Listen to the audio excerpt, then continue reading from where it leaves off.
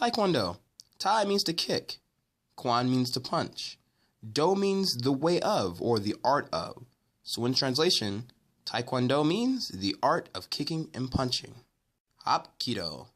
Hap meaning joining or harmony. Ki meaning energy. Do means the way of or the art of. So in translation, Hapkido means the art of joining energy. Jitkundo. Jit meaning intercepting or stop.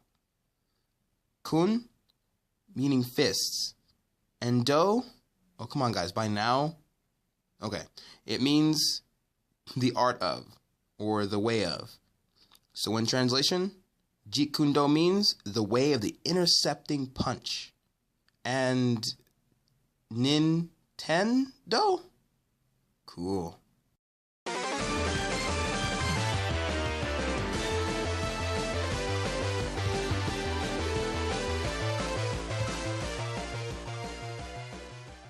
Annyeonghaseyo everyone, my name is Lee and welcome to Fight Style. On today's episode, I'm not going to look at one fighter, I'm going to look at actually a fighting style.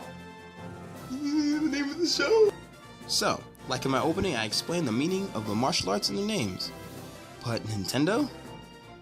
Could that be a martial art name too? And if so, what kind of fighting style will it hold? Well, just for fun, let's try to find out something. Okay, first, let's break down the name just like we did with the others. We have Nin, Ten, and Do. What can we make of this? Well, Nin is clearly 9 Inch Nails. No? This can be a little difficult.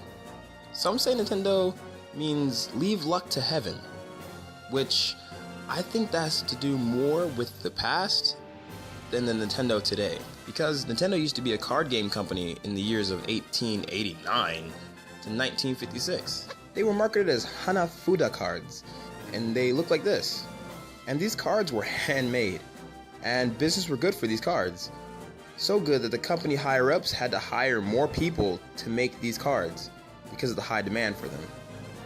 Okay, now moving closer to our time, in the years about 1963 to 1968, Nintendo started making other little companies to expand.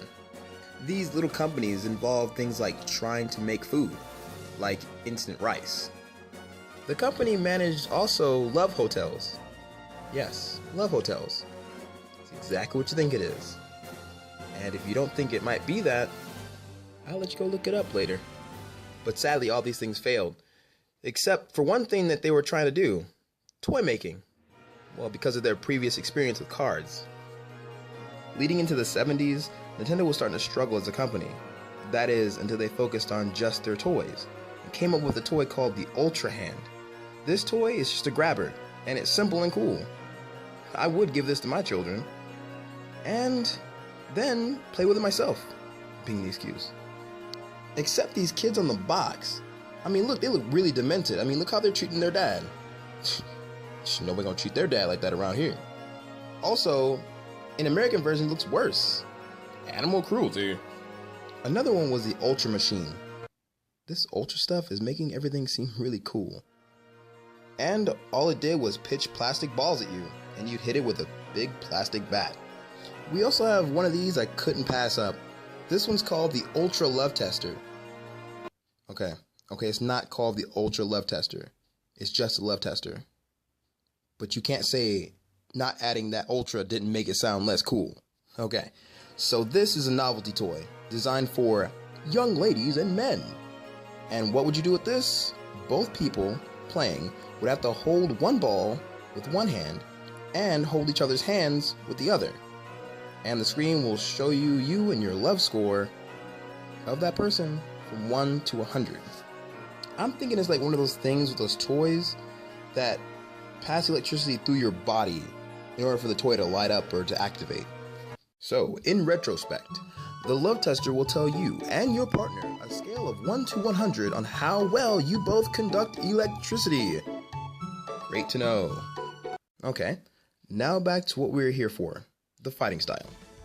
Now, every martial art has a lot of key aspects to make it what it is. I'll explain one in this episode, and as we go on, I'll continue to find more aspects of Nintendo. to make it more true to understand as a martial art. First Nintendo aspect, jumping. Jumping, of course, is a key component in video games to get you over simple obstacles. Simple obstacles. But some Nintendo martial artists advanced this ability into a weapon, jumping on top of enemies in order to defeat them. DK, or Donkey Kong for those of you who don't know, is one of these kind of fighters. In Donkey Kong Country, the first thing you do when you see an enemy is what? I'll let you guess. Oh yeah, that's the stuff. You jump on them. And I'm sure if you had a gorilla do a front flip off your head, you'd jump off the screen too. What? You didn't notice that they jump off the screen? I know, crazy, right? And as a Nintendo practitioner, DK has also taught little Diddy Kong as well. But, just like every martial art, it has its flaws. What flaw would it be? Well, DK can't jump on bees. I mean, freaking look at these things. They look mean as hell. Okay, so we know that the jumps aren't 100%. Okay, hold on a side note, let me tell you something about these bees. These bees right here get on my nerves. Right now he's staying still. That's normal. But you know, later on in the whole game, he's gonna start moving super fast, and that's where I get so I can't. Okay, I'm done. Okay, let's keep going. Okay, let's get some more information. So, who else practices Nintendo in the gaming world? Oh, Sonic does. Isn't that something? Isn't that great? It's Sonic. And I know you guys are already jumping down my throat saying, Lee, Sonic doesn't count your little fight style video. If you didn't know, Sonic is a Sega character, you idiot, not a Nintendo. yes, I get that Sonic was with Sega, but after he realized he could become a lot better and stronger if he just switched over to Nintendo and learned from Nintendo's Grandmaster. I mean, because in Sega, he wasn't doing too well. I mean, 6 times out of 10, Sonic wasn't even landing his attacks when he hit an enemy. And he also had the same problem. He couldn't jump on top of spiky things. So, he had to find a new master. So, he went to Nintendo. Or Nintendo bought out Sega. Blah, blah, blah, whatever. Mine sounds better. Makes it sound like he joined Nintendo and trained with everybody from Smash Brothers. So, I know you're all thinking, who is the Grandmaster of Nintendo? Right? Hope so. That's what I'm trying to really plant in your head. Well, it's not Mario. That's what you're thinking. You were thinking that, right? I know you were. I'm looking at you. I see you. You think it's this guy? Really? Mario can jump really high, right? Yeah. And he can crush anybody he wants when he jumps on them, right? Wrong. He has the same damn problem. He can't jump on anyone with spikes. He gets all oops face when he jumps on someone he can't handle. Like, He was trying to demonstrate something. He was like, oh, so,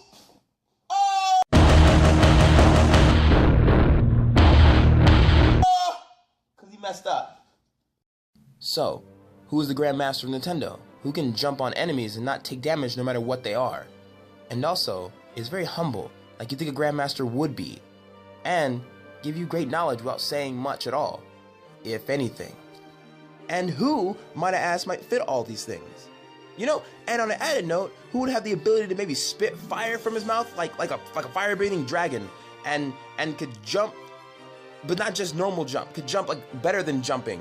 Like if he could jump like a double jump, but with grace and beauty, like a fluttering jump. I bet more than half you know who I'm talking about here. It's Yoshi. Yes, I say, for now, that Yoshi is the all-knowing master of this aspect of the martial art, the jumping aspect. So, he's the master of Nintendo of jumping. The flaw we mentioned earlier doesn't really apply to him. Yoshi can jump on anyone he feels fit to, without taking any damage.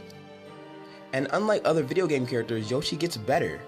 So much better that he can even jump and perform a fluttering jump, sending him higher into the air. And not only that, he's so boss that he can actually do a ground pound that does more damage and hurts things around him. He's such a great master that he shows Mario how to do this. Because you see, the plumber didn't start doing this until Mario 64, after Yoshi mastered it when Mario was still in diapers. Okay, everyone, that's my first take on the martial art Nintendo. As for the meaning of Nintendo, I came up with a few translations that would work, but first I wanted to post this, then have my fellow video game family on the internet help me out. I wanted to do it in a way so we can all work together to make this something we can all have fun with. So until then, this has been Ultra Fight Style. See how Ultra just makes it a whole lot better? Ubayo! See you later, everyone. What am I doing that for? I'm having a crazy day. Baby shower!